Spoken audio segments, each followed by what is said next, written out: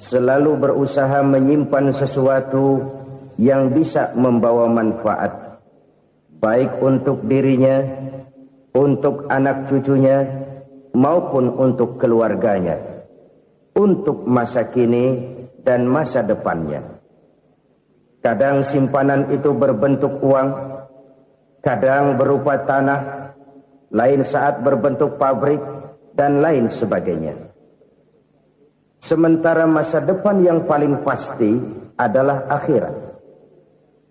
Jika untuk masa depan dunia kita rela memeras keringat, membanting tulang, pergi pagi dan pulang petang, menyimpan uang, menyimpan tanah, menyimpan pabrik, pernahkah kita merenung jika satu saat kiamat datang, kita dibangkitkan dari kubur masing-masing, berdiri di padang mahsyar untuk mempertanggungjawabkan seluruh kegiatan hidup kita di dunia ini, lalu kita akan menuju ke alam akhirat. Sudahkah kita mempunyai simpanan untuk akhirat kita? Pada pertemuan kali ini saya ingin menyampaikan sebuah hadis di mana Rasulullah sallallahu alaihi wasallam bersabda, "Arba'un min kanzil jannah." Simpanan sorga ada 4 macam. Yang pertama, ikhfa'us sadaqah, menyembunyikan sedekah. Saudara-saudara kaum muslimin, sebagaimana yang kita maklum bahwa Allah Subhanahu wa taala melebihkan sebagian rezeki dari kita terhadap yang lain. Ada yang kaya, ada yang setengah kaya, ada yang miskin, ada yang setengah miskin, dan selanjutnya. Ada yang gajinya kecil tapi penghasilannya gede. Ada yang penghasilannya gede tapi nggak punya gaji. Ada juga yang memang gajinya gede dan penghasilannya gede. Kelebihan rezeki merupakan sunnatullah dan tidak harus membuat kita merasa lebih dari yang lain. Bahkan sebaliknya, kelebihan itu harus membuat kita ringan tangan untuk menolong mereka yang memang memerlukan pertolongan. Kalau saudara diberikan ilmu, maka pertanyaan akhirat cuma satu: ilmumu kau amalkan untuk apa? Kalau saudara diberikan umur yang panjang, pengadilan akhirat juga bertanya satu: umurmu kau habiskan di mana? Tapi kalau saudara diberikan harta, pengadilan akhirat akan bertanya 2: hartamu kau dapat dari mana? Kau belanjakan kemana? Dari mananya ditanya dan kemananya juga ditanya. Oleh karena kita akan dimintakan pertanggungan jawab, maka amanah yang bernama harta ini harus kita gunakan dengan sebaik-baiknya. Ada penggunaan yang merupakan kewajiban, itu zakat namanya. Ada penggunaan yang sewaktu-waktu, itu infak namanya. Ada yang lebih sewaktu-waktu lagi, dan itu sedekah namanya. Zakat dia terikat oleh haul dan nisab, oleh putaran batas waktu dan ukuran dari harta itu sendiri. Sedangkan infak terikat oleh situasi dan kondisi perekonomian seseorang. Sedangkan sedekah tidak terikat dengan apapun. Dalam kondisi seperti apapun kita bisa melakukan sedekah dengan yang terkecil sekalipun. Sampai-sampai Rasulullah sallallahu alaihi wasallam mengajarkan, la tahqiranna minal ma'rufi syai'an walau an talqa akhaka biwajhin talik. Atau ada hadis, tabassumuka fi wajhi akhika laka shadaqah. Senyumanmu kepada temanmu adalah sedekah. Jadi untuk melakukan sedekah tidak harus dalam berbentuk uang. Dengan ilmu kita bisa sedekah. Dengan tenaga kita bisa bersedekah, dengan pikiran kita bisa bersedekah, bahkan senyum kepada teman itu pun sedekah. Jadi kalau sedekah dengan uang memang belum punya uang, nyengir aja banyakin. Itu asal pada tempatnya, jangan lalu ketemu tiang listrik cengengesan. Tentu tidak pada tempatnya dan tidak wajar. Nah, sedekah yang paling dicintai Allah adalah sedekah yang disembunyikan. Artinya, jauh dari sifat riya. Kan kadang-kadang ada orang sedekah itu disebutkan namanya, apa tidak bagus? Kalau memang niatnya ikhlas, ya bagus-bagus saja. Untuk memberikan sugesti kepada yang lain. Di Fulan bin Fulan nyumbang sekian, diumumkan. Boleh kalau niatnya untuk memberikan rangsangan kepada yang lain supaya dia menyumbang lebih besar dari orang tadi. Tapi kalau itu mendatangkan riya, maka sedekah yang paling dicintai Allah adalah sedekah yang disembunyikan. Tangan kiri saja tidak tahu apa yang diberikan oleh tangan kanan. Sedekah yang dilakukan dengan ikhlas akan merupakan perbendaharaan surga, tersembunyi dari pandangan orang lain, tidak seorang pun tahu. Karena memang sikap yang baik adalah melupakan kebaikan dan mengingat kesalahan. Itu salah satu ciri orang bahagia. Orang yang selalu mengingat kesalahannya dan berusaha melupakan segala kebaikannya. Kalau dia akan berada kebaikan, dia tidak bisa ikut, dia merasa rugi karena dia merasa belum pernah berbuat baik. Tapi kalau akan melakukan kesalahan baru, dia ingat kesalahan yang sudah-sudah, sehingga terhalang baginya untuk melakukan satu kesalahan baru. Demikianlah saudara-saudara, bahwa Allah melebihkan rizki sebagian kita dari yang lain, agar terjadi tolong-menolong dalam kehidupan ini. Jadi kesenjangan yang nature, kesenjangan yang alami, itu sunnatullah. Ada yang kaya, ada yang miskin, ada yang kelas menengah. Nah, kenapa lalu sekarang kita berusaha mengentaskan kemiskinan? Oleh karena adanya kesenjangan struktural. Kalau yang kaya bisa semakin kaya, kenapa yang miskin tidak bisa naik jadi ikut sedikit kaya? Sebab pada dasarnya Islam adalah agama yang sejak turunnya sudah berupaya memerangi kemiskinan. Bahkan dikatakan kemiskinan itu mendekatkan kepada kekufuran. Orang kalau miskin udah dekat banget sama kafir. Gampang menjadi kafir.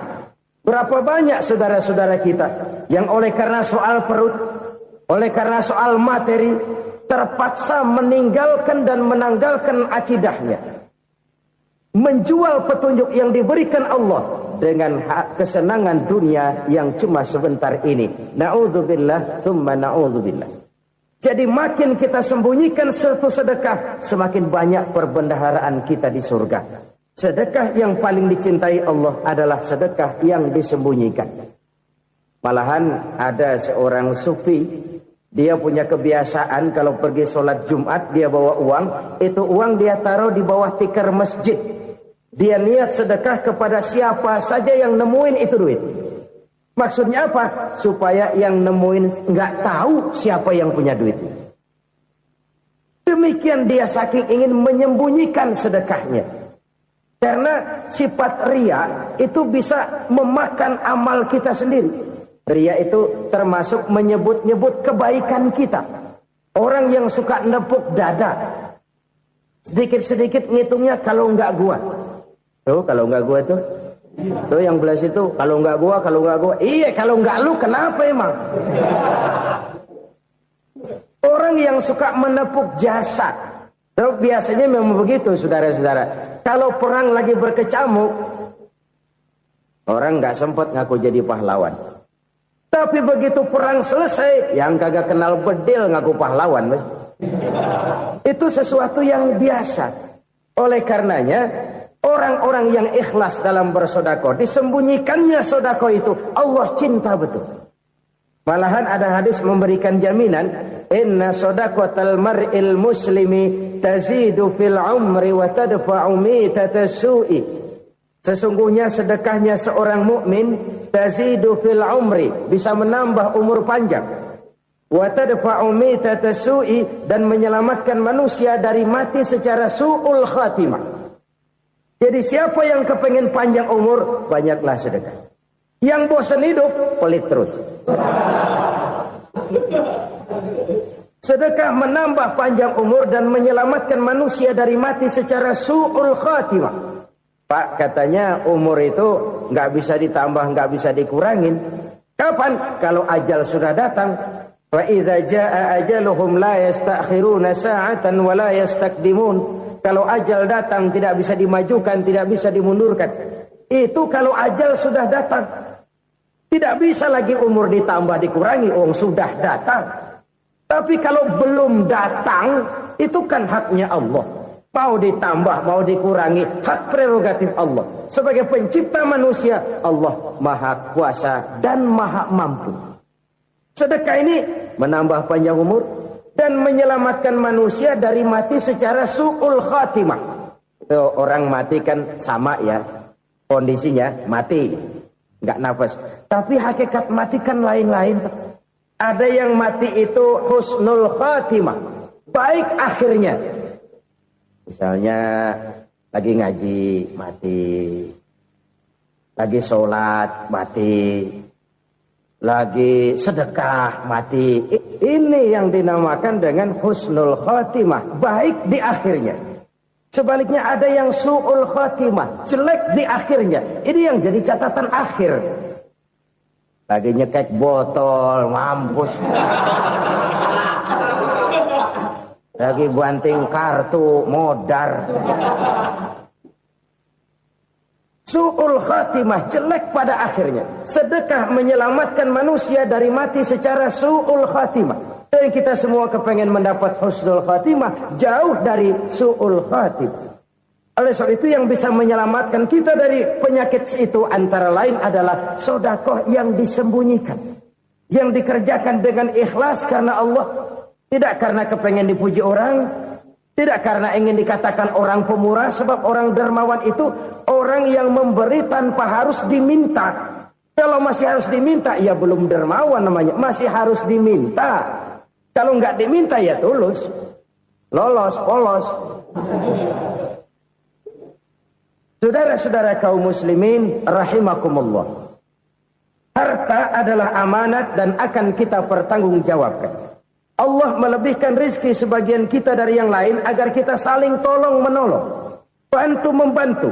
Nabi janjikan siapa yang meringankan beban saudaranya muslim di dunia, Allah akan meringankan bebannya di akhirat nanti. Sebuah jaminan dari baginda Nabi. Si orang yang kita bantu barangkali tidak bisa membalas, Allah yang akan membalas lewat jalan lain yang tidak pernah kita sangka-sangka. Ada orang tanya, Pak, ini ada orang nyumbang masjid sambil marah-marah, bagaimana? Saya bilang sumbangannya aja ambil, marahnya jangan. Marahnya jangan diambil, itu urusan dia. Saudara-saudara kaum muslimin rahimakumullah. Umat Islam ini kan umat yang punya potensi besar. Kadang kita merenung, kenapa kadang-kadang pembangunan masjid kok lambat sekali? Kalau hotel hari ini peletakan pertama, bulan depan peresmian. Supermarket hari ini peletakan batu pertama, minggu depan peresmian. Tapi kalau sudah yang namanya masjid, kadang-kadang peletakan batu pertama sekaligus jadi batu terakhir. 3 tahun, 4 tahun, campur nebar jalak di jalanan, duit dijaring kayak ikan sepat. Apa tidak ada orang Islam yang kaya? Banyak. Apa tidak ada pengusaha muslim yang jadi konglomerat? Ada. Lalu yang belum banyak itu yang komit terhadap nilai-nilai agamanya. Akhirnya kita jatuh jadi umat yang lemah. Belum ada pengusaha konglomerat muslim buka pabrik supermi cap beduk misalnya umpamanya atau pabrik kecap cap sorban supaya identitas keislamannya sedikit kelihatan. Kita jatuh jadi umat yang lemah karena potensi tidak terinventarisir dengan baik. Kita ini ibarat kompor yang cuma matengin nasi orang lain. Potensi kita dimanfaatkan oleh orang lain. Ukhuwah Islamiyah kita baru terbatas kepada silaturahmi. Ukhuwah di bidang ekonomi kita lemah, ukhuwah di bidang kebudayaan kita lemah, apalagi ukhuwah di bidang politik kita lebih rapuh lagi. Padahal ukhuwah itu adalah totalitas kehidupan manusia, menyangkut ipolexosbud, memerlukan nilai-nilai ukhuwah. Jadi oleh karena itu mari kita menyadari di dalam harta kita, walaupun kita yang cari, pergi pagi, pulang sore, peras keringat, banting tulang, di sana ada harta anak yatim. Di sana ada hak masjid. Di sana ada hak pesantren, di sana ada hak jihad. Berbahagialah seseorang apabila dia oleh Allah dijadikan keran. Keran itu menyimpan air, tapi tidak untuk dirinya, tapi disalurkannya kepada mereka yang memang memerlukannya. Saudara-saudara kaum muslimin rahimakumullah, ini yang pertama. Jadi perbendaharaan surga adalah menyembunyikan sedekah. Orang lain nggak tahu, kita pun nggak pernah ngitung-ngitung. Kita anggap lewat begitu saja, padahal itu deposit akhirat. Satu. Yang kedua, perbendaharaan surga itu apa? Wa kitmanul musibah, menyembunyikan kesulitan. Kadang orang takut menghadapi kesulitan. Tapi makin kita merenung, hidup ini kan sebenarnya urusan. Takut sama urusan, ya jangan hidup. Tandanya orang hidup itu kalau punya urusan. Urusan melupakan problem. Problem sering menimbulkan kesulitan. Kesulitan bukan untuk ditakuti, tapi untuk diatasi dan dicarikan jalan keluarnya. Siapa sih orangnya yang nggak pernah sulit-sulit? Makin tinggi status sosialnya, makin gede urusannya. Makin tinggi kualitas imannya, makin berat tingkat kesulitannya. Cuma memang yang namanya enak itu seperti pelangi. Biang lala itu nggak pernah di atas kepala kita, di atas kepala orang melulu. Lo sih enak lo, kata kita. Dia juga bilang, yang enak kan lo. Pelangi itu nggak pernah di atas kepala kita. Kata tukang beca, aduh enak ya naik Mercy. Kata tukang beca, apa yang di dalam mobil Mercy? Aduh enak bener tukang beca. Di jok ngeringkuk, ngorok pulas bener. Saya kamar pakai AC, sejuk, tempat tidur sutra, empuk, alga, spring bed, kulak kulik, nggak bisa pulas kalau belum minum Valium, belum tidur. Enak bener tukang beca, di jok ngorok nggak tahu wetan kulon.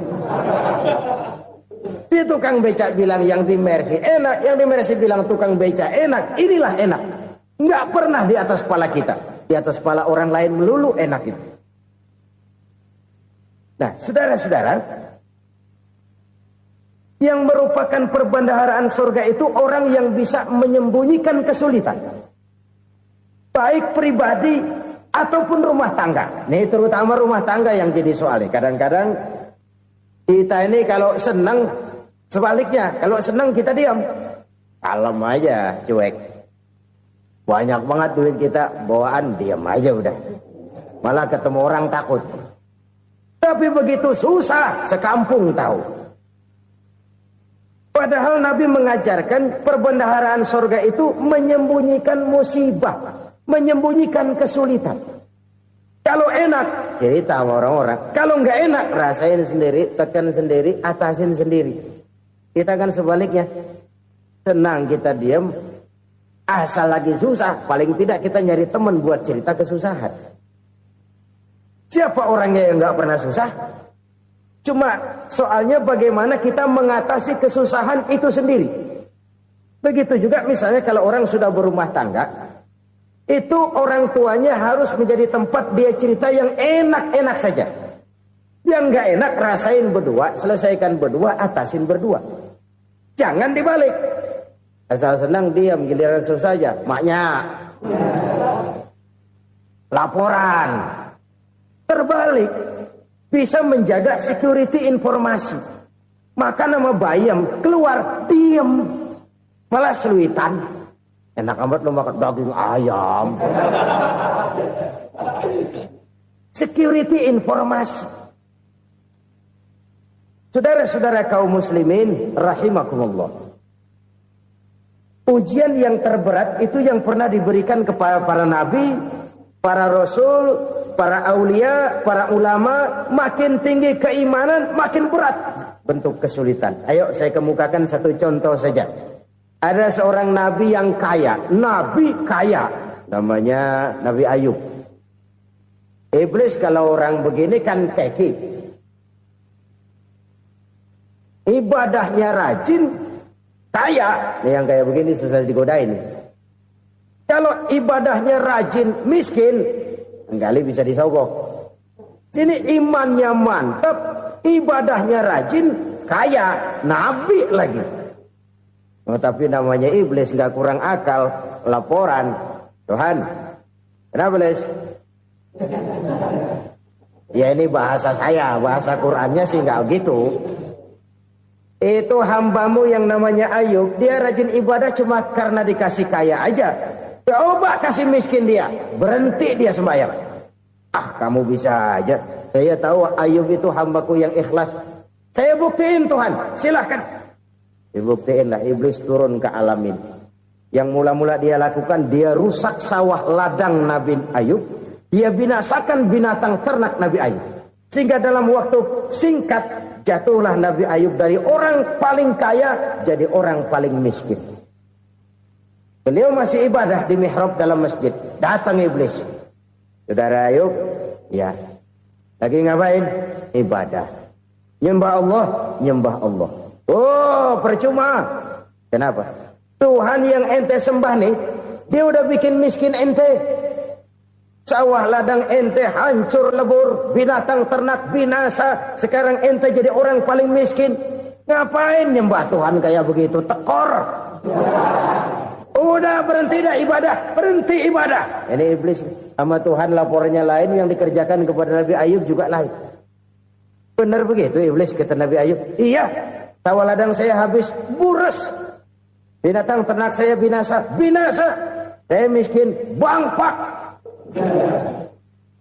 Apa jawab Nabi Ayub? Bukan innalillahi, ya ini hebat. Alhamdulillahillazi a'tani wa akhza minni. Segala puji bagi Allah yang telah memberikan harta kepada saya dan sekarang mengambilnya lagi. Alhamdulillah. Allah yang ngasih, Allah yang ambil. Itu mah urusan Allah. Iblis cuman ibadah jalan terus, sujud lagi Nabi Ayub. Iblis seleher gondok banget. Dasar Nabi nggak mempan dia apa-apain. Miskin malah alhamdulillah. Allah yang ngasih, Allah yang ambil. Jadi kalau kita tidak komit, kita tidak terikat kepada kaya, miskin, senang, susah, apa yang bisa bikin kita susah? Jadikan kekayaan, kemiskinan, jadikan senang, susah sebagai anak buah yang bisa kita atur. Jangan kekayaan ngatur kita, jangan kemiskinan ngatur kita. Kita yang harus mengatur mereka. Senang, susah, kaya, miskin, bahagia, sengsara, jadikan itu anak buah yang bisa kita atur. Kalau sekarang kita kaya, lain saat boleh jadi kita miskin, semiskin-miskinnya. Allah yang ngasih, Allah yang ambil. Tenaga mana yang bisa menghalangi? Ibadah jalan terus. Iblis makin gondok. Dasar Nabi loh. Akhirnya apa? Nabi Ayub dikerjain, diberikan penyakit. Demikian fatal penyakitnya. Bayangin, udah miskin sakit. Masya Allah. Miskin sakit. Sakitnya nggak lama, kira-kira 16 tahun. Istrinya 3, 2 mental minta ceraiin. Ngerawatin laki bengek begini. Senang belum tentu, susah udah pasti nih. Cerai aja, cerai dah. Cerai. Tinggal satu Siti Rahmah yang setia menemani beliau. Sesetia-setianya hati perempuan. Satu saat Siti Rahmah bilang, "Bang, iya, abang kan Nabi, Bang. Lalu, namanya Nabi kan doanya jarang meleset, Bang. Maksud kamu minta kenapa sih sama Tuhan biar abang sembuh, baik dah, Bang?" Siti Rahmah, "Iya. Saya sakit berapa tahun sih dah?" 16 tahun, Bang. "Sebelum ini saya sehat berapa tahun?" "Ya kira-kira 60 tahun, Bang." "Nah, coba ente banding-bandingin, Rahmah. Saya dikasih sehat 60 tahun, dikasih sakit 16 tahun. Sudah nggak sabar mau doa kepada Allah minta sembuh. Saya malu kepada Allah. Diuji dengan yang luar biasa seperti ini, tidak mengganggu stabilitas kehambaannya. Dia tetap menghamba kepada Allah Subhanahu wa ta'ala." Saudara-saudara kaum muslimin rahimakumullah, kunci menghadapi kesulitan itu apa? Allah jelaskan dalam satu ayat, "Wa basyiris sabirin alladzina iza asabathum musibah qalu inna lillahi wa inna ilaihi raji'un." Gembirakan orang-orang yang sabar Siapa mereka itu? Yang apabila mendapat musibah mereka kembali kepada keyakinan dasar, segalanya dari Allah dan segalanya akan kembali kepada Allah. Ini konsepsi dasar dari sikap muslim dalam menghadapi berbagai kesulitan. Segalanya dari Allah, segalanya akan kembali kepada Allah. Kalau ini sudah kondisi dasarnya, maka kita akan lapang menghadapi kenyataan bagaimanapun pahitnya. Apakah itu namanya miskin, apakah itu namanya sakit, bahkan maut sekalipun. Maut sekalipun. Segalanya dari Allah, segalanya akan kembali kepada Allah. Ini sikap hidup, bukan sekedar ucapan. Kita kadang-kadang menjadikannya sebagai ucapan. Mulutnya sehingga berhenti, innalillahi wa inna ilaihi rajiun, tapi nangisnya terus gerung-gerungan. Bukan itu, ini kesadaran moral. Kalau segalanya dari Allah, segalanya kembali kepada Allah, kan sebenarnya cuma nunggu giliran. Hari ini saya nyembayangin dia, entah hari apa saya disembayangin orang. Hari ini saya antar dia ke kubur, entah hari apa orang nganterin saya ke kubur. Hari ini saya tahlilkan dia, entah nanti kapan orang tahlilkan saya. Segalanya dari Allah, segalanya akan kembali juga kepada Allah. Oleh sebab itu saudara-saudara, kesulitan bukan untuk ditakuti. Kesulitan justru untuk diatasi, dicarikan jalan keluarnya. Dan tidak ada orang yang tidak pernah mendapat kesulitan. Tidak ada. Semakin tinggi status sosial, semakin tinggi kualitas keimanan, semakin besar juga tingkat kesulitan. Hanya saja bagaimana cara kita mengatasinya.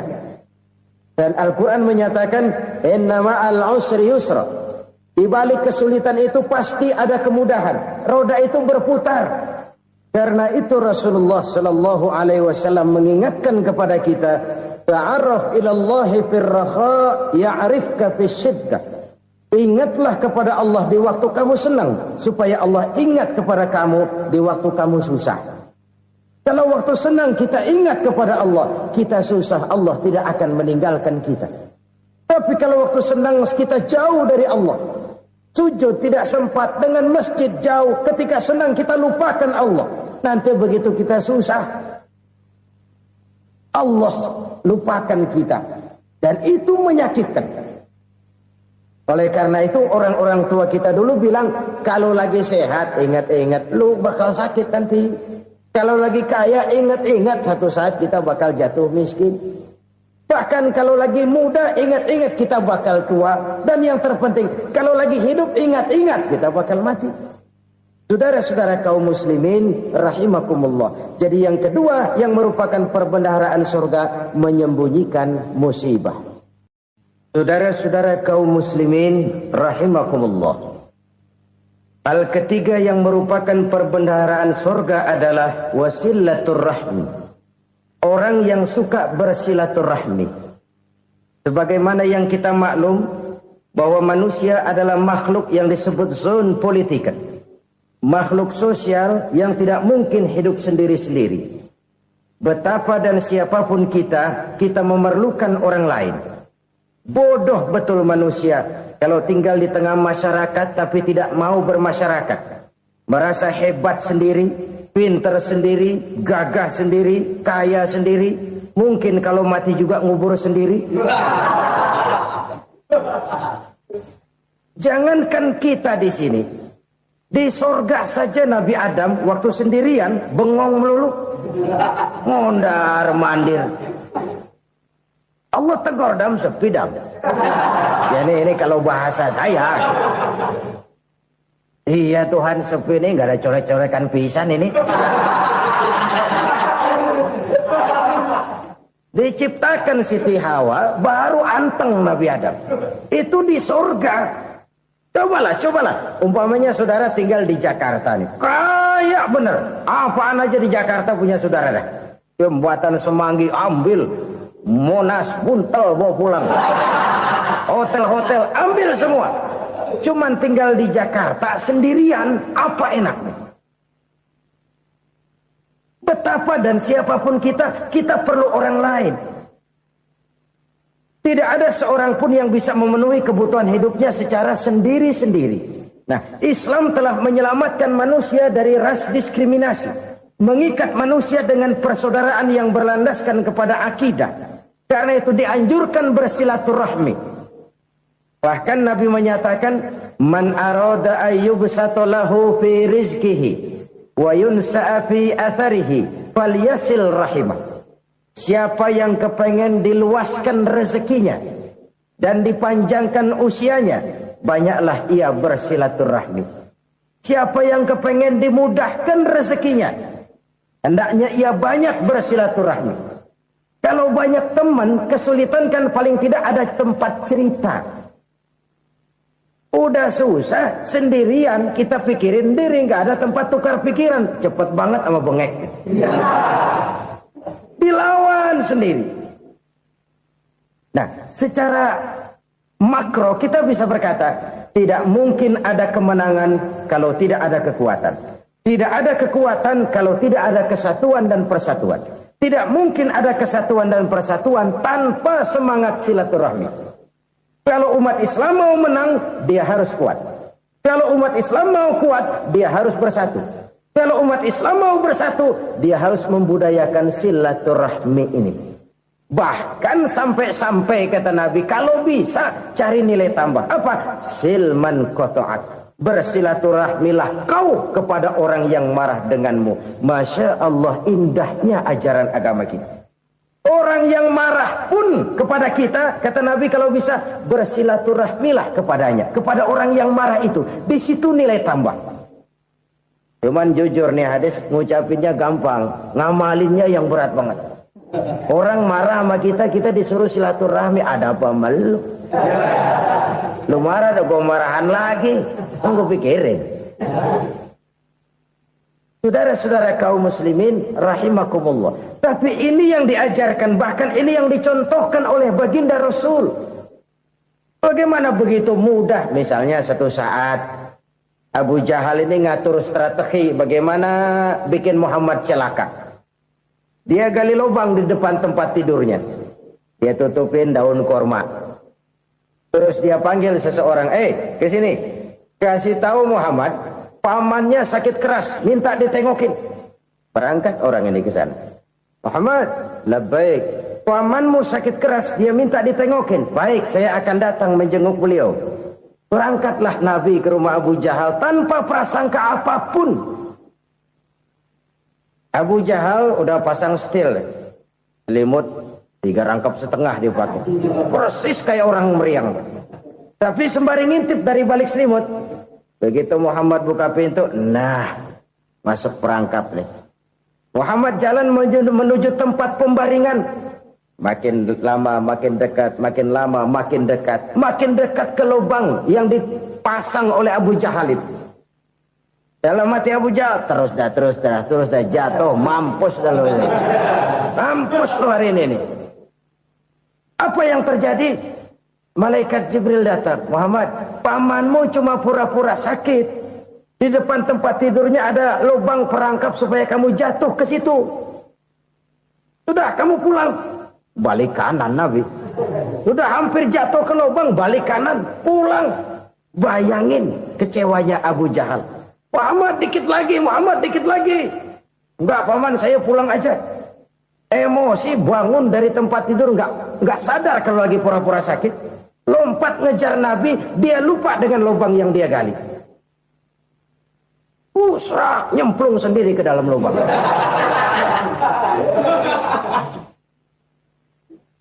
Nabi terus berlalu. Ini terjadi keanehan. Jatuh ke lubang yang dia gali itu sebenarnya nggak terlalu dalam ya. Antara 3-4 meteran lah. Tolong saya jatuh ke lubang ini. Datanglah pelayan-pelayannya itu. Angkat saya dari sini. Oh, yang ngulurin tambang.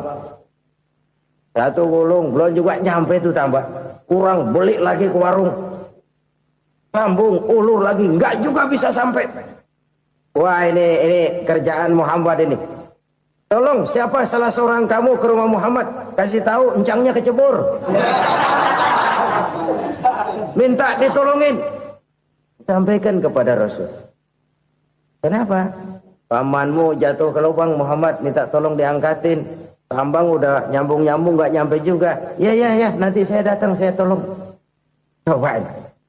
Nyata-nyata orang berniat jahat mau mencelakakan dia. Datang dia menolong. Ini yang disebut air tuba dibalas air susu ya ini. Bukan sebaliknya. Air tuba dibalas air susu. Paman, kecebur ya? Iya Muhammad, tolong ini. Pegang tangan saya. Nabi ulurkan tangannya. Nyampe. Dipegang oleh Abu Jahal. Diangkat ke atas. Sampai atas. Apa kata Abu Jahal? Sihirmu memang hebat Muhammad. Udah ditolongin dikata sihir. Yang enak kita kemplang kan itu orang begitu. Urusan apa? Tapi inilah akhlak. Kalau bisa kamu bersilaturahmilah dengan orang yang marah kepadamu sekalipun. Orang marah kita tetap baik. So, kalau kita berbuat baik sama orang yang memang baik, rasanya sih biasa-biasa aja. Orang baik kita baik lagi. Ya draw aja, belum ada nilai tambah di situ. Baru ada nilai tambah kalau kita bisa berbuat baik kepada orang yang nyakitin kita. Itu namanya kita setingkat di atas dia. Dia sakitin kita, kita berbuat baik sama dia. Dia pelit sama kita, kita baik sama dia. Dia marahin kita, kita deketin dia. Di situ kita punya nilai tambah. Jadi siapa yang ingin diluaskan rezekinya kata Nabi dan dipanjangkan umurnya, hendaklah ia banyak-banyak bersilaturahmi. Sederhana sebenarnya silaturahmi, tapi silaturahmi membangkitkan semangat kesatuan dan persatuan. Kesatuan dan persatuan melahirkan kekuatan. Dalam matematika 1 ditambah 1 pasti 2. Tapi di tengah masyarakat 1 orang takut ditambah 1 orang takut, hasilnya jadi 2 orang setengah berani. Kenapa setengah berani? Karena udah berdua. Tadi pan takut sendirian. Kalau dia kumpul turu-turu takutlah jadi berani. Kita yang lemah, kita yang tidak berdaya, kita yang miskin, kalau mau kompak bersatu, apa yang nggak bisa kita kerjain? Apalagi tinggal di kota besar, pilihan cuma 2. Bertahan atau minggir. Bertahan atau minggir. Untuk bisa bertahan harus mampu bersaing. Untuk mampu bersaing harus punya keahlian.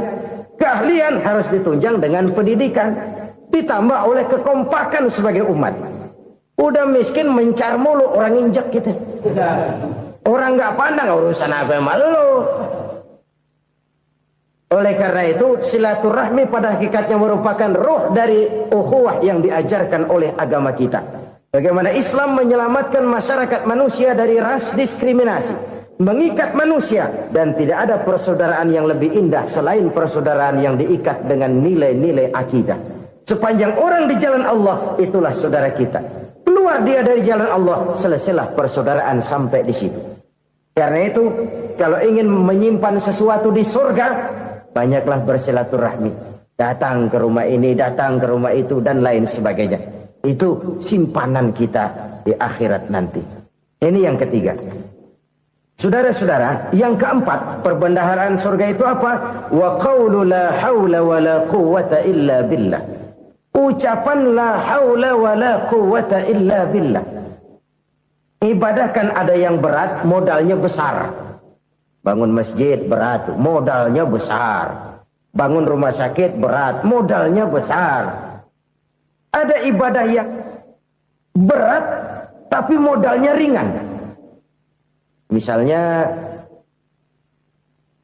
puasa. Puasa itu berat, mengendalikan nafsu. Kalau sekedar nggak makan nggak minum sih enteng, mengendalikan nafsu itu jihad terbesar. Tapi kan modalnya ringan, cuma niat saja. Ini ibadah berat, modalnya ringan. Ada ibadah yang ringan, modalnya juga enteng. Seperti termasuk ucapan la haula wa la quwwata illa billah. Tanpa sadar, la haula wa la quwwata illa billah. Nyelengin tuh di surga. Nyelengin, kita nggak terasa. Nyelengin simpenan akhirat. La haula wa la quwwata illa billah. Nyimpan lagi. Kaget. La haula wa la quwwata illa billah. Nyimpan lagi. Banyak simpenan. Walaupun sebenarnya yang dimaksud di sini adalah kesadaran batin. Bahwa tidak ada daya dan kekuatan kecuali Allah. Itu intinya. Kita memulai pekerjaan disunahkan baca bismillah. Kan begitu. Apa itu? Kesadaran moral. Bahwa ini saya bisa kerjakan. Saya kerjakan ini dengan menyebut nama Allah. Kenapa? Kalau Allah tidak memberikan daya dan kekuatan, mana mampu saya kerjakan ini. Maka saya kerjakan ini dengan menyebut nama Allah. Bismillah. Kesadaran moral.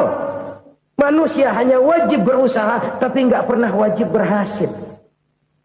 Banyak hal-hal yang kalau kita renungkan secara rasio nggak mungkin. Tapi jadi kenyataan. La haula wa la quwata illa billah. Tidak ada daya dan kekuatan kecuali bagi Allah semata-mata. Kesadaran moral akan kelemahan dan keterbatasan makhluk bernama manusia. Kadang kita kagum dengan otak, tapi kita sering lupa sama yang bikin otak. Padahal bagaimanapun hebatnya otak, yang bikin otak pasti lebih hebat dari otak. Nggak percaya? Silahkan otak-otakan. Inilah kecenderungan. Kita kagum dengan pesawat-pesawat mutakhir, bukan main, besi gede banget terbang itu. Alangkah hebatnya. Lalu apa yang bikin otak tidak lebih hebat dari itu semua? Kita puji laut, apa yang bikin laut tidak lebih hebat dari laut itu? La haula wa la quwata illa billah. Tidak ada daya dan kekuatan kecuali Allah. Apa yang bisa kita lakukan kalau tidak karena daya dan kemampuan yang diberikan oleh Allah kepada kita? Lahirlah sikap tawadu, rendah hati, tidak melonjak menjadi angkuh dan sombong, sadar akan kelemahan dan keterbatasan diri. Sebagai makhluk yang diciptakan oleh Allah Subhanahu wa ta'ala. Jadi satu sisi ini ucapan yang berpahala, la haula, jadi wiridan.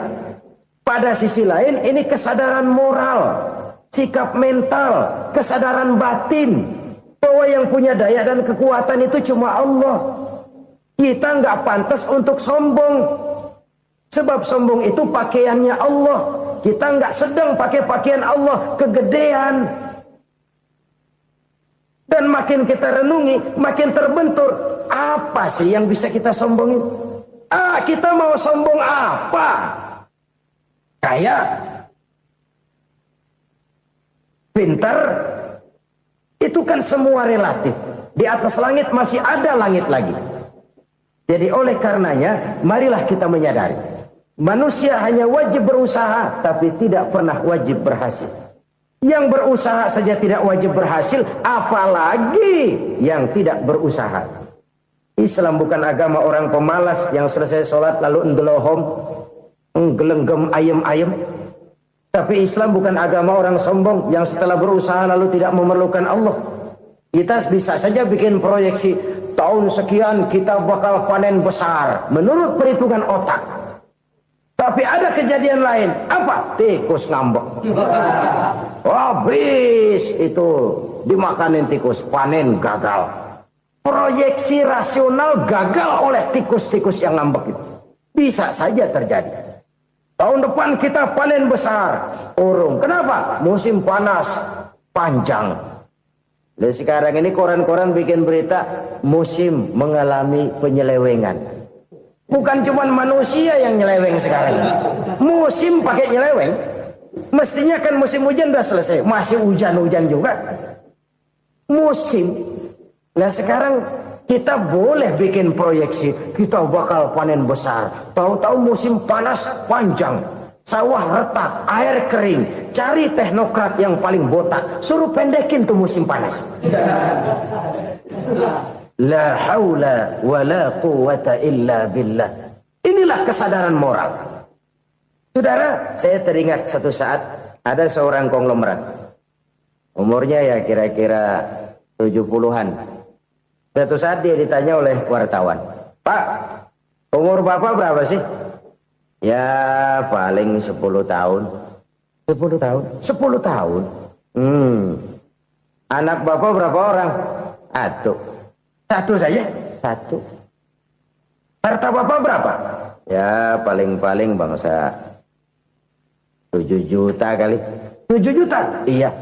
Pak, kenapa Bapak bohongi saya? Bapak punya buku biografi.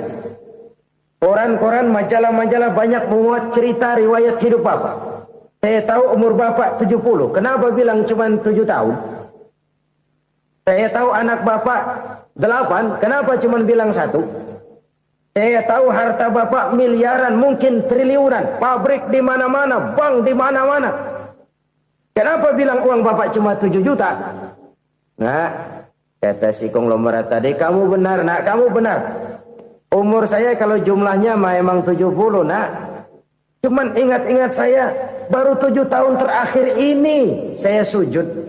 Baru 7 tahun terakhir ini saya berusaha dekat dengan Allah. Saya laksanakan perintahnya, saya jauhi larangannya. 7 tahun inilah rasanya yang ada nilainya di hadapan Allah.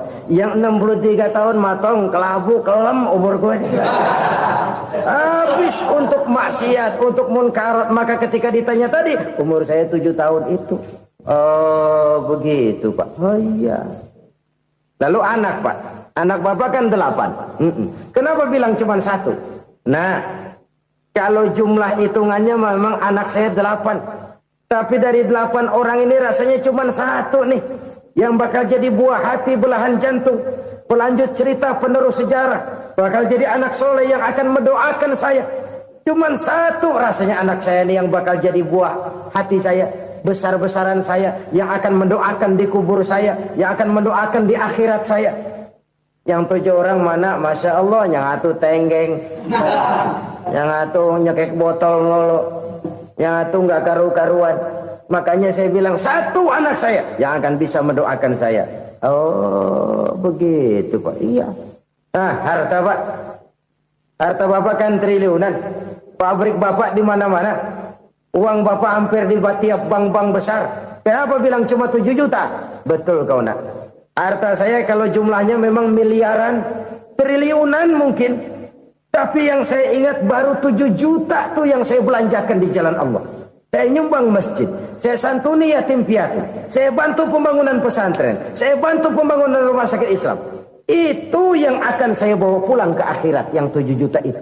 Yang triliunan itu nanti akan diperebutkan oleh anak-anak saya sebagai waris saya. Jadi harta saya 7 juta itu yang bakal nemenin saya di akhirat, yang akan saya bawa pulang jadi teman saya. Saudara-saudara kaum muslimin, jangan-jangan orang tua itu adalah kita-kita ini. Jangan-jangan kita-kita ini adalah orang tua itu. Jangan-jangan itu potret dari diri kita masing-masing. Dari sekian umur yang diberikan Allah, berapa tahun yang ada nilainya di hadapan Allah? Dari sekian anak-anak yang merupakan amanah, berapa yang akan mendoakan kita sebagai orang tuanya menjadi anak soleh? Dari sekian banyak harta yang diberikan Allah, berapa yang akan kita bawa pulang menghadapnya nanti, yang kita belanjakan di jalan Allah? Ini sebuah potret kehidupan. Karena itu kita kembali kepada la haula wa la quwwata illa billah.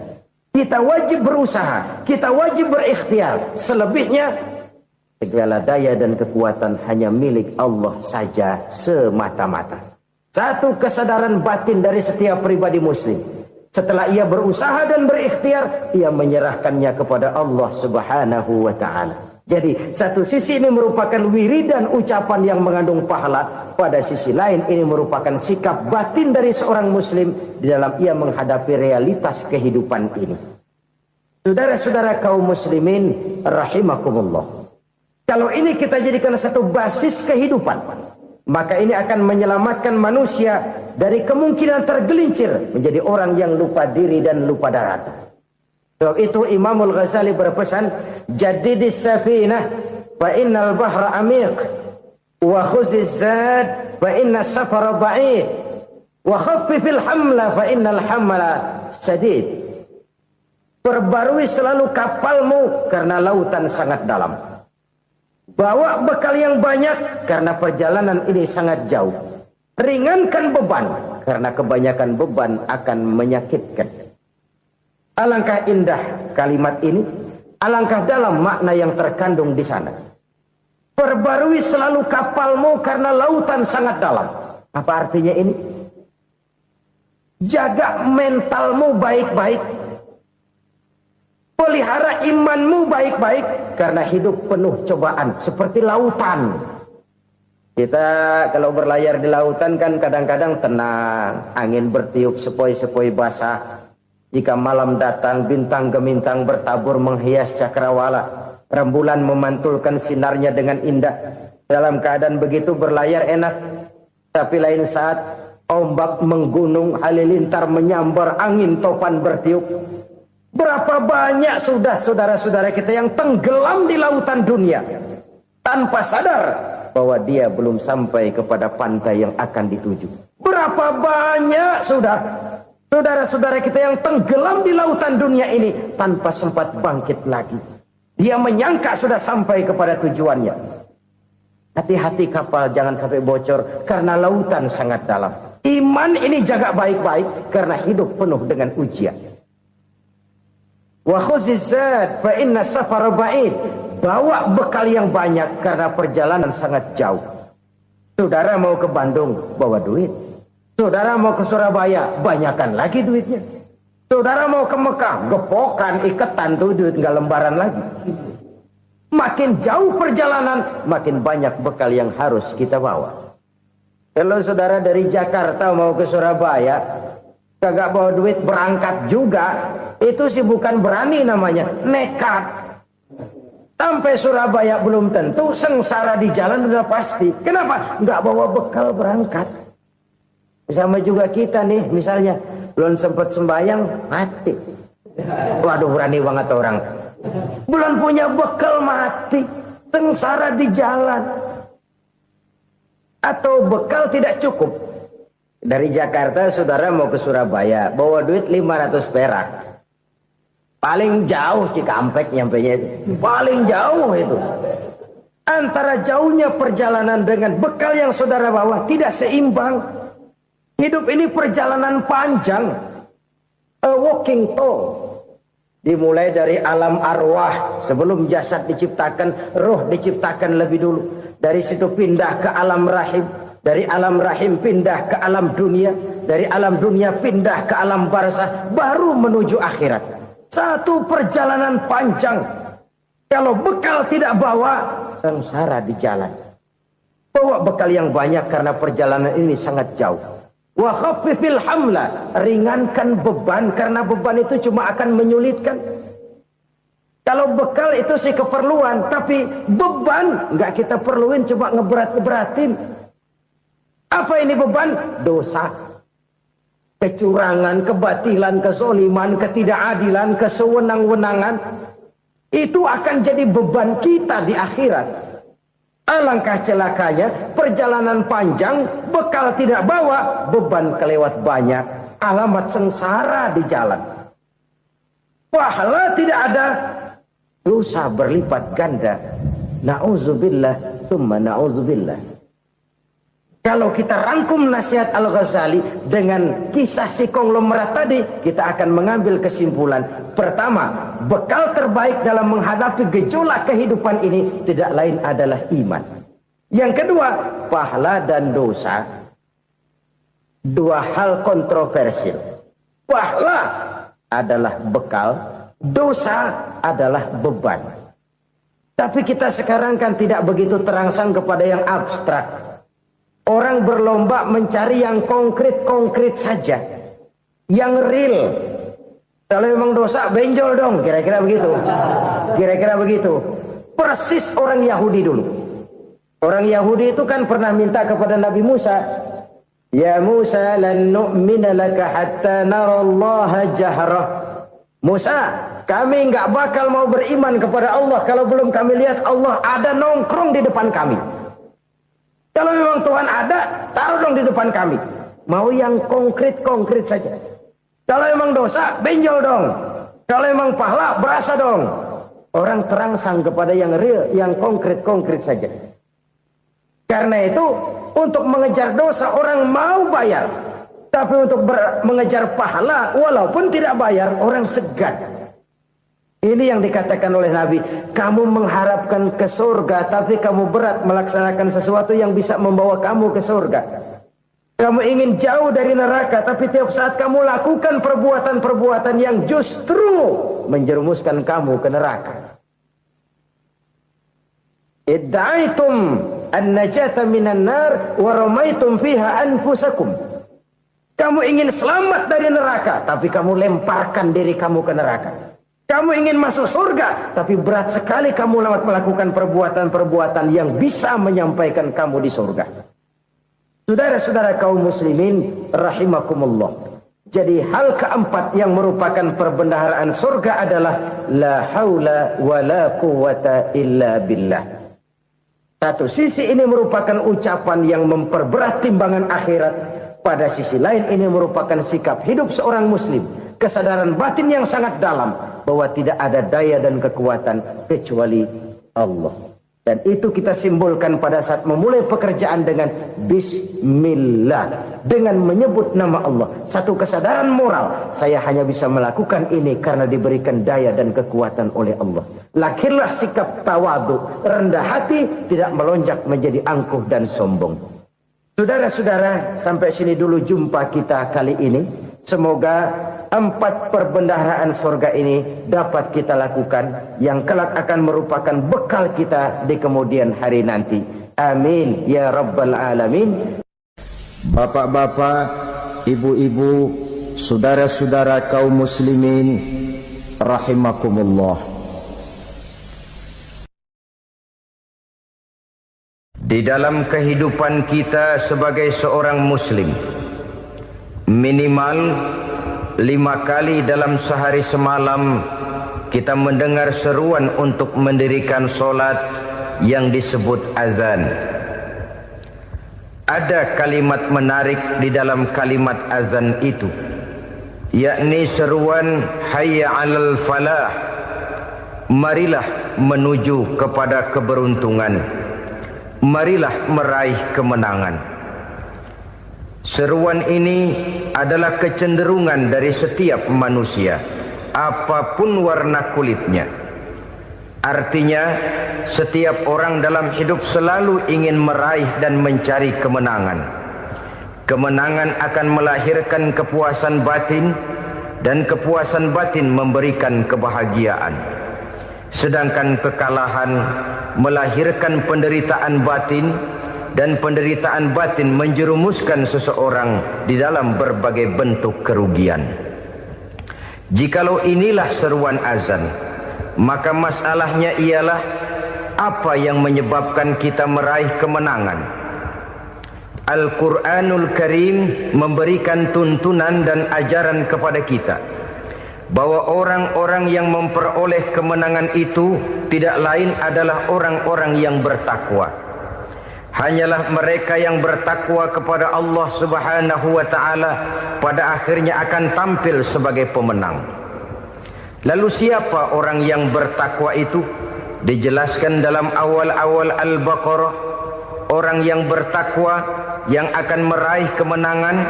Pertama, allazina yu'minuna bil ghaib, yaitu orang-orang yang beriman kepada yang gaib. Percaya bahwa ada alam yang gaib, alam yang abstrak, alam yang tidak bisa dijangkau oleh salah satu daripada panca indera kita.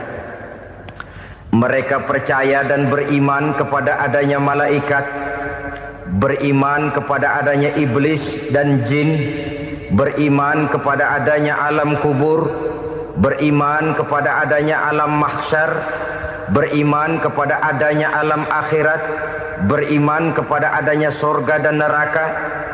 Beriman bukan cuma sekedar beriman dalam ucapan bibir saja, tetapi beriman yang nilai iman itu mampu mewarnai gerak dan gaya hidupnya. Iman yang meresap sampai ke tulang sumsum, kemudian memberikan dampak positif di dalam kehidupan manusia. Alam, kita tahu, adalah sesuatu yang selain Allah, dan Allah bukanlah alam. Apapun namanya selain daripada Allah, itu adalah alam. Alam pada hakikatnya terbagi menjadi 2. Ada alam syahadah, alam nyata, alam konkret, alam yang bisa dijangkau oleh salah satu indera kita. Kemudian ada alam ghaib, alam yang tidak bisa dijangkau oleh panca indera kita, alam metafisika, alam abstrak, alam yang wajib kita imani keberadaannya. Kita percaya bahwa malaikat itu ada, Kita percaya kepada jin, bahwa jin itu ada. Kita percaya kepada adanya iblis dan setan. Bukan percaya kepada iblis dan setannya, percaya bahwa iblis dan setan itu ada. Itu termasuk salah satu daripada sifat orang yang bertakwa kepada Allah.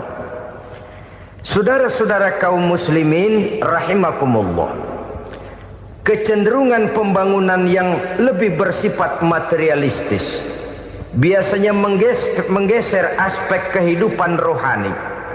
Orang berpikir empiri, dan dalam pola pikir yang demikian maka alam gaib tidak lagi mendapat perhatian. Aspek kehidupan yang bersifat rohaniah malah mulai ditinggalkan. Akibatnya terjadilah kepincangan di dalam kehidupan kita. Pernah ada satu pengalaman pribadi.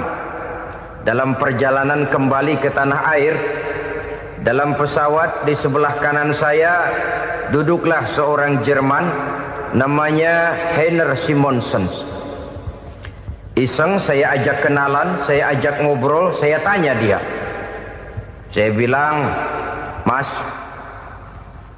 Heiner ini, kalau pesawat yang kita tumpangi ini jatuh ke bawah, kira-kira apa yang bakal terjadi, Mas? Dia bilang, kita semua akan mati. Begitu?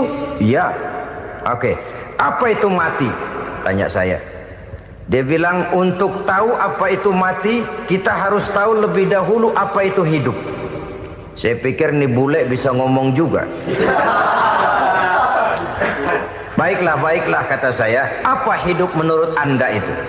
Oh, hidup itu dia bilang, kalau seluruh anggota badan kita bekerja secara normal, paru-paru memompa darah secara normal, jantung berdetak secara normal, sel-sel tubuh bekerja secara fit, dan organisme tubuh hanya mau bekerja secara normal, dia bilang, kalau kita memberi makan yang cukup, menu yang teratur, dan gizi yang lengkap.